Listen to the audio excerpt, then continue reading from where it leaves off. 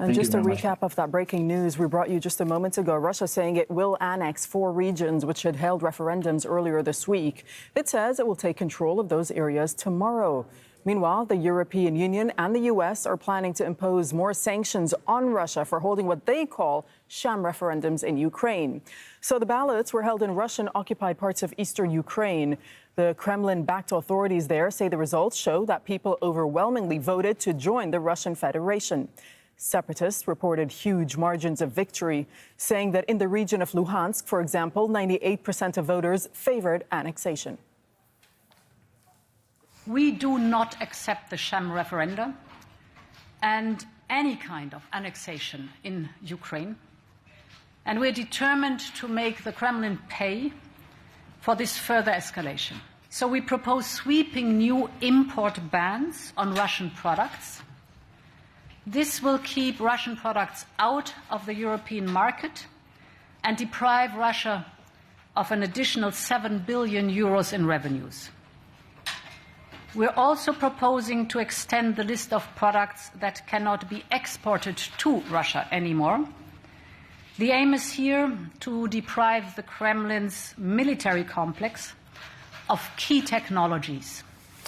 Well, there have been Russian strikes on several areas in eastern Ukraine over the last few days. Huda Abdelhamid is in Ukraine's central city of Dnipro. Huda, we'll talk about those strikes in a moment. But first on the news that Russia is now announcing that it will indeed annex 4 regions which held referendums earlier this week. Tell us more about that and what happens when they actually annex these areas.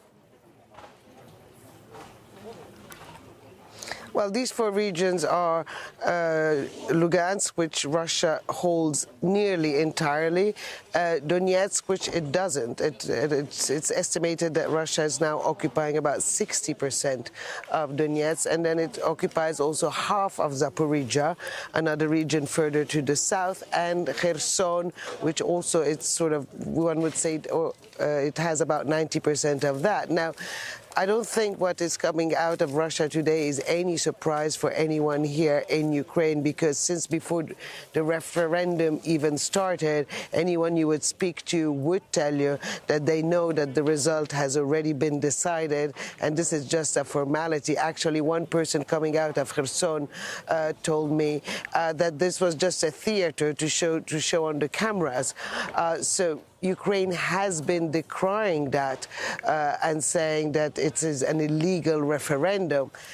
Fact is that on the ground, when it comes to Russia, it will say that those are now those 4 regions or parts of those regions are part of the Russian Federation. It means that it has another border with Ukraine, not only in the east of the country, next to Donetsk and Luhansk, but now also in the south of the country, bringing its border much closer to western Ukraine, much closer to where I am here in Dnipro, much closer to Kyiv, and it will also, in the way Russia is laying the ground, change the dynamic of this war, because now Russia is saying that if Ukraine attacks those regions, it will consider it an attack on Russian sovereign soil, and that would change the nature of the war. Now, people here have been following that very closely over the last 5 days, dismissing, yes, the results of the referendum as foregone, but also very worried about what could happen after,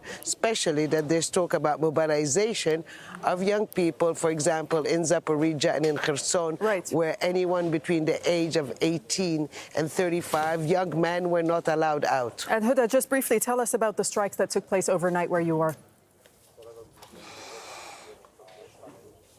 Well, certainly the airstrikes have increased over the past few days.